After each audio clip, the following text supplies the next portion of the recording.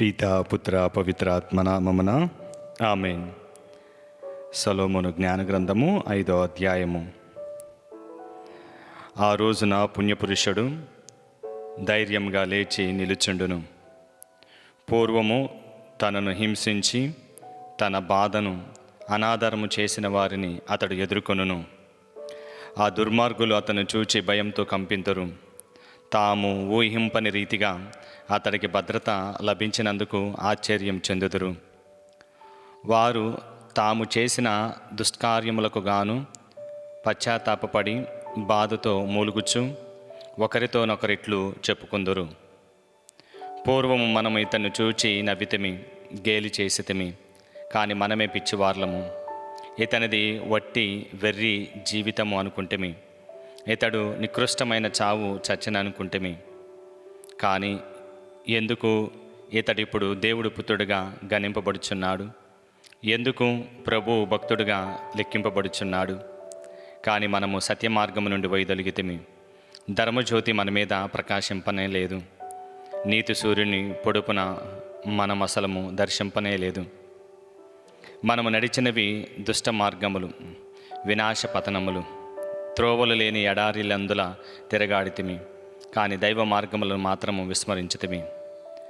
మన అహంకారము వలన ప్రయోజనమేమి?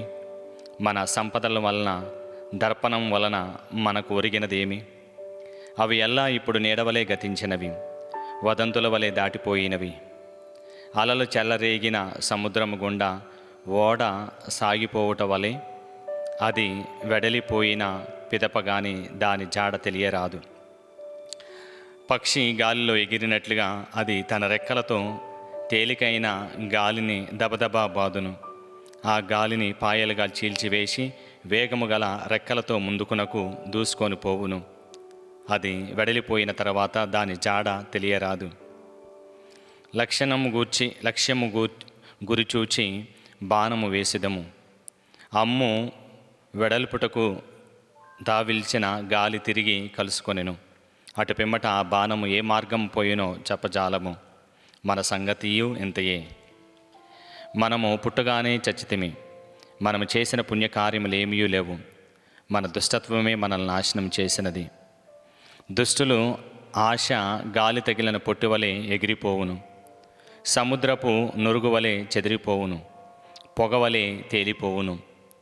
ఒకరోజు మాత్రము ఉండి వెళ్ళిపోయిన అతిథిని గూర్చిన స్మరణం వలె మాసిపోయును. కానీ పుణ్యపురుషులు మాత్రము స్వాస్థముగా జీవింతురు. ప్రభువు వారిని బహుకరించును, మహోన్నతుడు వారిని కాపాడును. ప్రభువు వారికి రాజ్య వైభవములను అబ్బినట్లుగా చేయును. సుందరములైన కిరీటములను వసుగును. తన దక్షిణాస్తములతో వారిని కాపాడును. తన బాహుబలముతో సంరక్షించును. ప్రభువు తన దృఢ నిశ్చయమునే కవచముగా ధరించి ఈ సృష్టిని ఆయుధముగా దాల్చి తన శత్రువులతో యుద్ధమునకు పోవును. అతడు తన ధర్మమును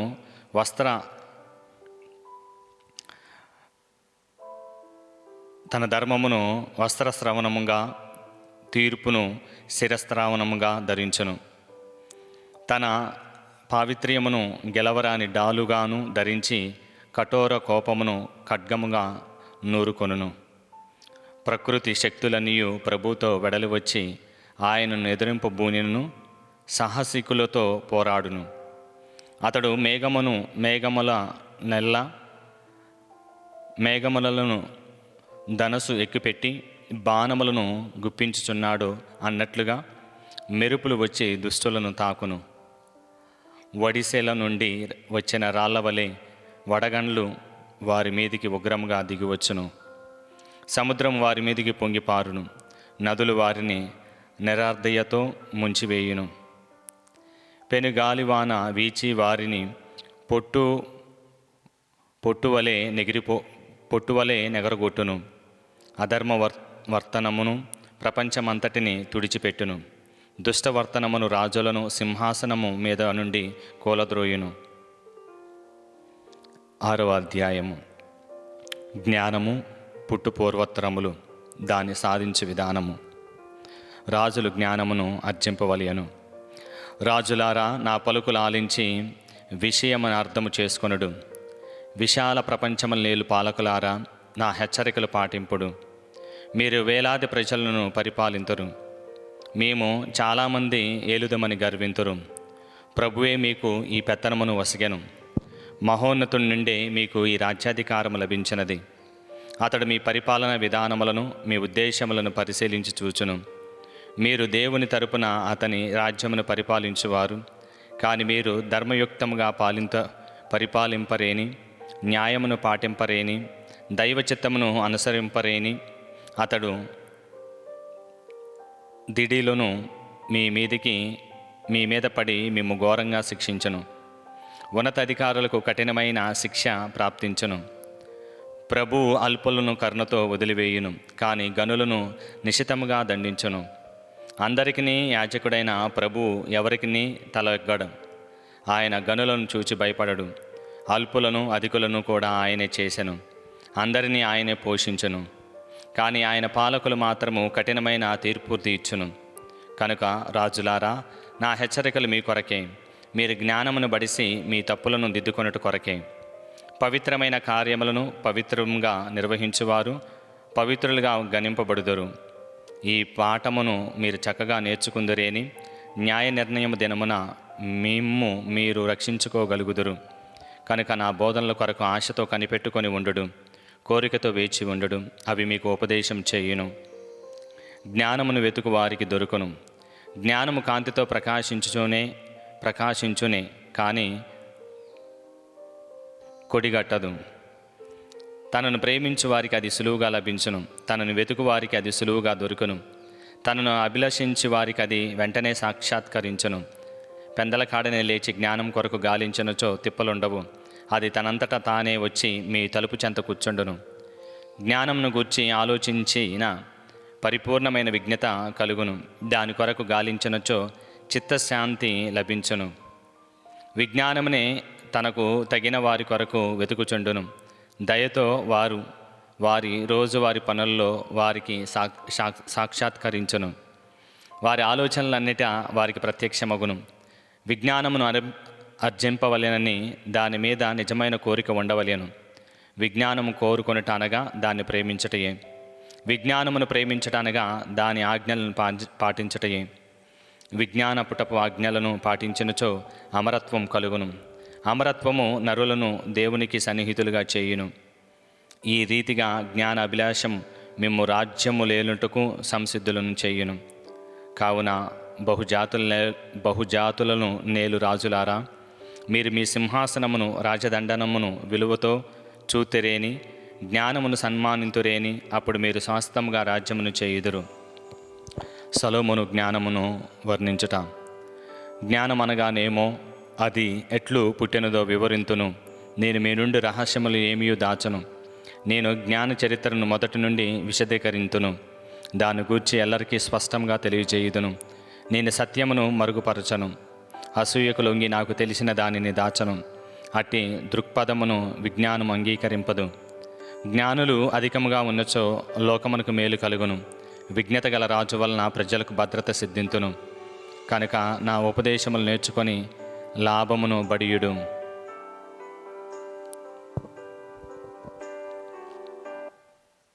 మీరు సొంతలాన్ని కలిగి ఉన్నారు.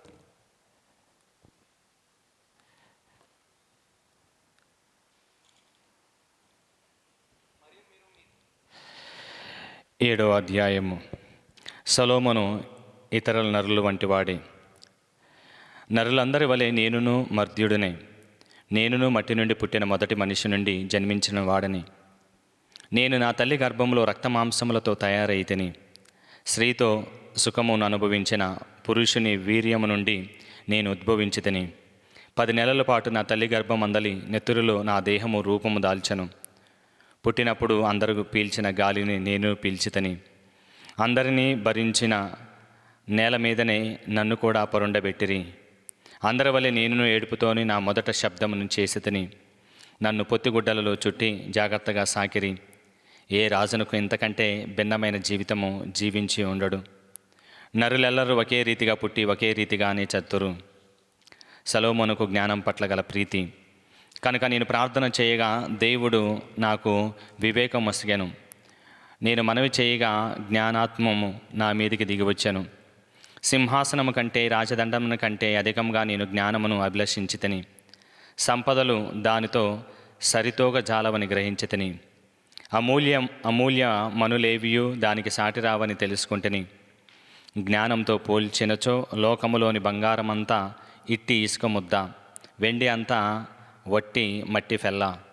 నేను ఆరోగ్యం కంటే సౌందర్యం కంటే జ్ఞానమును ఎక్కువగా కోరుకుంటుని. దాని కాంతి ఏనాడును తరిగిపోదు. కనుక వెలుతురు కంటే కూడా దాన్ని అధికంగా అభిలషించితిని. జ్ఞానము నా చెంతకు వచ్చినప్పుడు సమస్త ప్రశస్త వస్తువులను కూడా తీసుకొని వచ్చాను. బహు సంపదలను కూడా తెచ్చాను. జ్ఞానమే కొని వచ్చాను కనుక నేను వస్తువులను చూచి ఆనందించితిని. ఆ వస్తువులకెల్లా జ్ఞానమే ఆధారమని పూర్వం నాకు తెలియదు. నేను చిత్తశుద్ధితో సంపాదించిన జ్ఞానమును గూర్చి మీకు నిశ్చితంగా తెలియజేసేదను.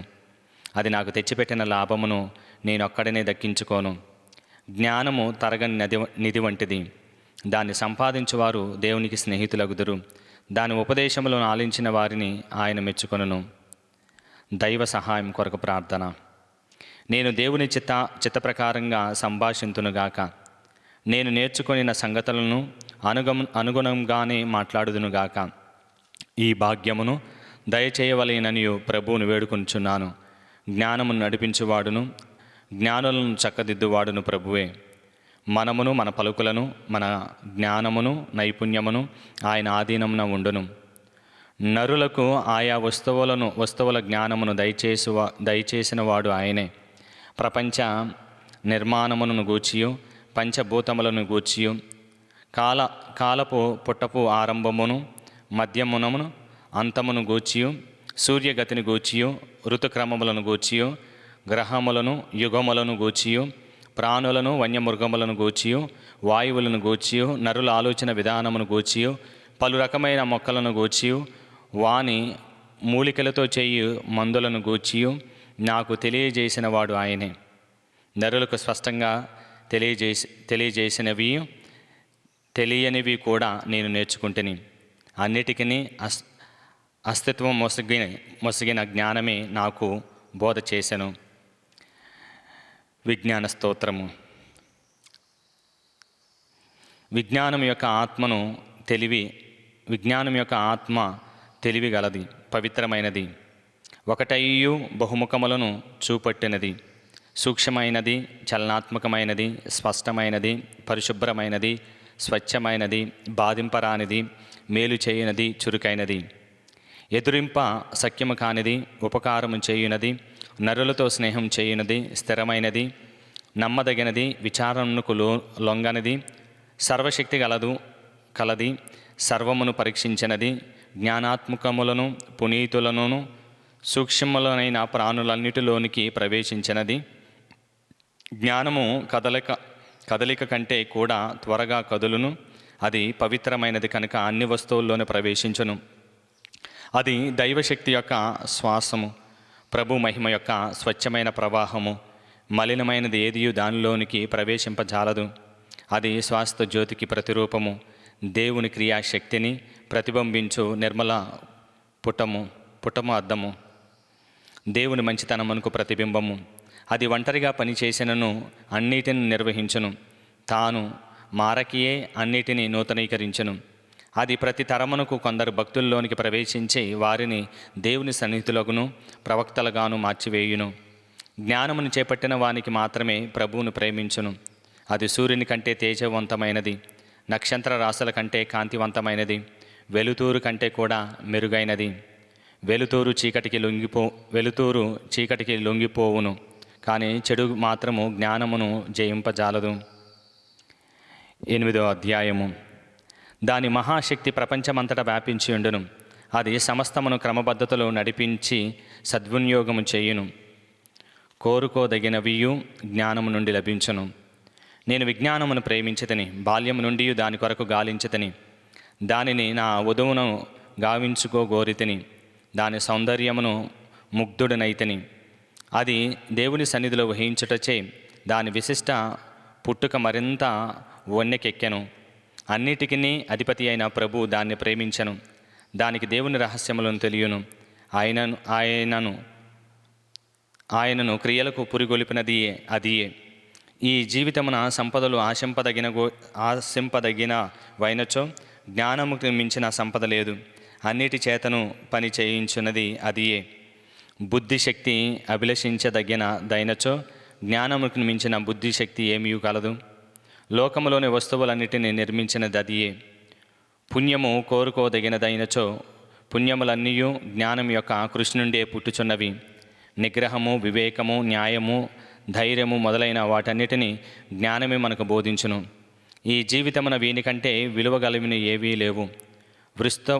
విస్తృతమైన అనుభవమును ఆశింపదగినచో జ్ఞానము భూతకాలము నెరుగును, భవిష్యత్తును పసికట్టును, అది సూక్తులను వివరించును, సమస్యలను పరిష్కరించును, దేవుడి చేయు అద్భుతములను ముందుగానే గ్రహించును, రానున్న యుగములను కాలములను ముందుగానే వివరించును. రాజులకు జ్ఞానము అవసరము కనుక నేను జ్ఞానముతో నాతో మా ఇంటికి తీసుకొని రాగోరితిని. అది సంపదలను కలిగినప్పుడు నాకు సలహా ఇచ్చుననియు, చింతలు వచ్చినప్పుడు నన్ను ఓదార్చుననియు నాకు తెలియను. నేనిట్లు తలంచితిని, జ్ఞానం వలన నాకు సభలో మర్యాద కలుగును. నేను యువకుడైనను పెద్దలు నన్ను గౌరవింతురు. నేను తీర్పులు చెప్పినప్పుడు తెలివితో మెలుగుదును, పాలకులు నన్ను మెచ్చుకుందురు. నేను మౌనంగా ఉన్నప్పుడు జనులు నా పలుకుల కొరకు ఎదురు చూతురు. నేను మాట్లాడినప్పుడు ఆదరముతో విందురు. నేను సుదీర్ఘంగా మాట్లాడినను వారు శ్రద్ధగా విందురు. జ్ఞానం వలన నాకు అమరత్వం కలుగును, భావితరముల వారు నన్ను కలకాలం స్మరించుకుందరు. నేను బహు ప్రజలను పరిపాలింతును, పలు జాతులు నాకు లొంగును. నా పేరు వినగానే భయంకరులైన నియంతలు కూడా గడగడలాడుదురు. నేను నా ప్రజలను చక్కగా పరిపాలింతును, యుద్ధరంగమున నా స్వరత్వమును ప్రదర్శింతును. నేను ఇంటికి తిరిగి వచ్చినప్పుడు జ్ఞానం వలన నాకు శాంతి కలుగును, అది నన్ను దుఃఖపెట్టదు.